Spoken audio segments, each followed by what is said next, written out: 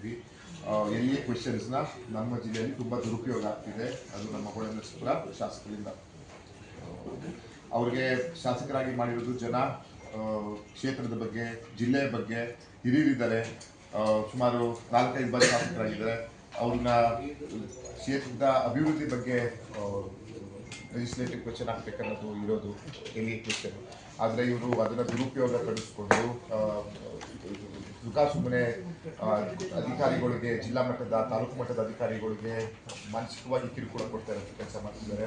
ಜೊತೆಗೆ ನಮ್ಮ ಕಾರ್ಯಕರ್ತರು, ನಮ್ಮ ಪಕ್ಷದಲ್ಲಿ ಗುರುತಿಸ್ಕೊಂಡಿರುವಂತಹ ನಮ್ಮ ಮುಖಂಡರುಗಳಿಗೆ, ಕಾರ್ಯಕರ್ತರುಗಳಿಗೆ ಅವ್ರು ಮಾಡ್ತಿರುವಂತಹ ಯಾವ್ಯಾವುದು ಕೆಲಸಗಳಿರ್ತವೆ, ಕಾಮಗಾರಿಗಳು ಇರ್ತವೆ, ಇಲ್ಲ ಅವ್ರು ಯಾವುದಾದ್ರೂ ಒಂದು ವ್ಯವಹಾರ ಬಿಸ್ನೆಸ್ ಮಾಡ್ತಾ ಇದ್ರೆ, ಇಲ್ಲ ಅವ್ರು ಯಾವುದಾದ್ರೂ ಒಂದು ಜಮೀನು ತಗೊಂಡಿದ್ರೆ ಅಂಥದ್ರಲ್ಲಿ ಇವರು ತೊಂದರೆ ಕೊಡುವಂಥ ಕೆಲಸವನ್ನ ಮಾಡಿ, ಆದರೆ ಅದನ್ನ ಮಾಡಿದ್ಮೇಲೆ ಮಾಧ್ಯಮ ಮುಖಾಂತರ ನಾನೇನು ಮಾಡಿಲ್ಲ, ಇದು ಮಾಡ್ತಿರುವುದು ಏನು ಇಲ್ಲಸಲ್ಲದ ಆರೋಪವನ್ನ ಅಧಿಕಾರಿಗಳ ಮೇಲೆ ಮಾಡ್ತಾ ಇದ್ದಾರೆ.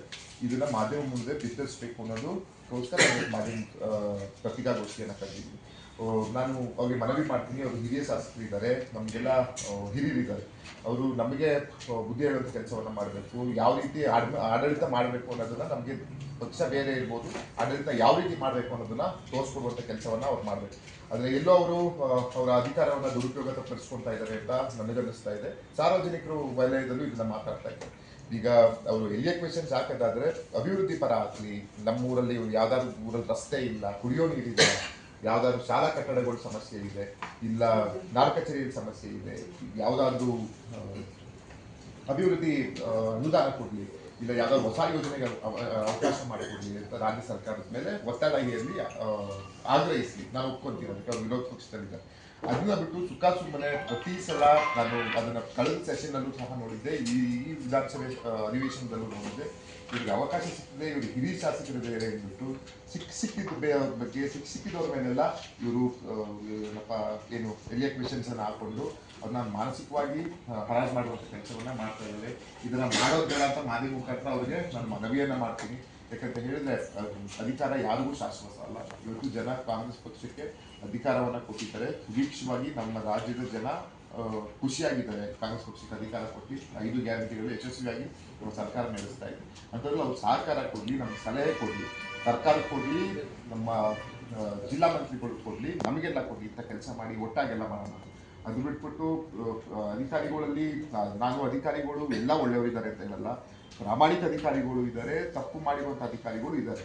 ತಪ್ಪು ಮಾಡುವಂಥ ಅಧಿಕಾರಿಗಳಿಗೆ ತಿದ್ದಿಡುವಂಥ ಕೆಲಸವನ್ನು ನಾವೆಲ್ಲ ಮಾಡೋಣ, ನಮ್ಮ ಜವಾಬ್ದಾರಿ. ಸಂವಿಧಾನದಲ್ಲಿ ಡಾಕ್ಟರ್ BR ಬಾಬಾ ಸಾಹೇಬ್ ಅಂಬೇಡ್ಕರ್ ಸಾಹೇಬರ ಸಂವಿಧಾನದಲ್ಲಿ ಜನಪ್ರತಿನಿಧಿಗಳಿಗೆ ಅಧಿಕಾರ ಯಾಕೆ ಕೊಟ್ಟಿದ್ದಾರೆ ಅಂತ ಹೇಳಿದ್ರೆ, ಕಾರ್ಯಾಂಗ ಕೆಲಸವನ್ನ ಪ್ರಾಮಾಣಿಕವಾಗಿ ಮಾಡಿಸುವಂಥ ಕೆಲಸ ಜವಾಬ್ದಾರಿ ಜನಪ್ರತಿನಿಧಿಗಳು ಇರುತ್ತದೆ.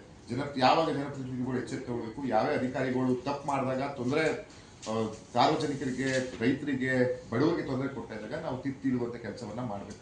ಆದರೆ ಅದನ್ನೇ ಅಸ್ತರವಾಗಿ ಇಟ್ಕೊಂಡು ಇವರು ಇಲ್ಲಸಲ್ಲದ ಆರೋಪ ಮಾಡ್ಕೊಂಡು ಮಾಡ್ತಿರೋದು ಎಲ್ಲೋ ಇದು ಸಮಂಜಸವಲ್ಲ. ಇದು ಒಳ್ಳೆಯ ಬೆಳವಣಿಗೆ ಅಲ್ಲ. ಅದು ಹಿರಿಯ ಶಾಸಕರಿದ್ದಾರೆ ಅವರು, ಅವ್ರಿಗೆ ಇದು, ಅವರ ಜನತೆಗೆ ಇದು ತರ ಅಲ್ಲ ಅಂತ ಅನ್ಕೊಂತೀನಿ. ನಿಮಗೆಲ್ಲ ಗೊತ್ತಿರುವಂಗೆ ನಮ್ಮ ಇಡೀ ರಾಜ್ಯಕ್ಕೆ ಈ ಸಲ ಹೊಳೆನರಸೀಪುರ ಜಾತ್ರೆಯನ್ನು ಗೊತ್ತಾಗದ ಮಾಡಿದವರು ಯಾರು ಅನ್ನೋದು ನಿಮಗೆಲ್ಲ ಗೊತ್ತಿದೆ. ಜಾತ್ರೆಯಲ್ಲಿ ಗಲಭೆ ಎಬ್ಬಿಸಿ, ಗಲಾಟೆ ಮಾಡಿಸಿ, ಎಲ್ಲರಿಗೂ ಅದು ಅದನ್ನೆಲ್ಲ ಏನು ಮುಚ್ಚುಮರೆ ಇಲ್ಲ, ಎಲ್ಲ ಮಾಧ್ಯಮಗಳು ಗೊತ್ತು, ಎಲ್ಲ ಜನರಿಗೂ. ಅದರಲ್ಲೇನು ನಮ್ಮ ಜಿಲ್ಲಾಧಿಕಾರಿಗಳ ಮೇಲೆ ಮತ್ತು ನಮ್ಮ ತಾಲೂಕಿನ ಸುಮಾರು ಅಧಿಕಾರಿಗಳ ಮೇಲೆಲ್ಲ ಒಂದು ಸದನದಲ್ಲಿ ಧ್ವನಿ ಎತ್ತುವ ಬಗ್ಗೆ ಪಿಟಿಷನ್ ಏನು ಕಮಿಟಿಗೇನೋ ಹಾಕಿದ್ದಾರೆ, ಅದು ಸಹ ನಾನು ಮಾಧ್ಯಮ ಮುಖಾಂತರ ನೋಡಿ ಎಲ್ಲೋ ಇದೆಲ್ಲ ಒಳ್ಳೆ ಬೆಳವಣಿಗೆ ಎಲ್ಲ ಅನ್ಕೊಳ್ತೀನಿ. ಯಾಕಂದರೆ ಕೆಲಸ ಮಾಡೋರಿಗೆ ಸಹಕಾರ ಕೊಡಬೇಕು. ಯಾಕಂತೇಳಿದ್ರೆ ಅವರು ಆಡಳಿತ ಪಕ್ಷದಲ್ಲೂ ಕೆಲಸ ಮಾಡಿದ್ದಾರೆ, ವಿರೋಧ ಪಕ್ಷ ಇದ್ದಾಗೂ ಕೆಲಸ ಮಾಡಿದ್ದಾರೆ, ಸಹಕಾರ ಕೊಡಬೇಕಾಗಿತ್ತು. ಅವರು ಎಲ್ಲೋ ಇದನ್ನ ಮರೆತು ಅಧಿಕಾರಿಗಳಿಗೆ ತೊಂದರೆ ಕೊಡುವಂಥ ಕೆಲಸಕ್ಕೆ ಅವರು ಇಳಿದಿದ್ದಾರೆ. ಜನರ ಅಭಿವೃದ್ಧಿ ಬಗ್ಗೆ ಕಾಳಜಿ ಕಡಿಮೆ ಆಗಿದೆ, ಜನರ ಬಗ್ಗೆ ಕಾಳಜಿ ಎಲ್ಲೋ ಕಡಿಮೆ ಆಗಿದೆ ಅವ್ರಿಗೆ ಅಧಿಕಾರಿಗಳಿಗೆ ತೊಂದರೆ ಕೊಡೋದು, ಇಲ್ಲ ಯಾರು ಬೆಳ್ಕೊಂಡ್ಬಿಡ್ತಾರೆ, ಯಾರು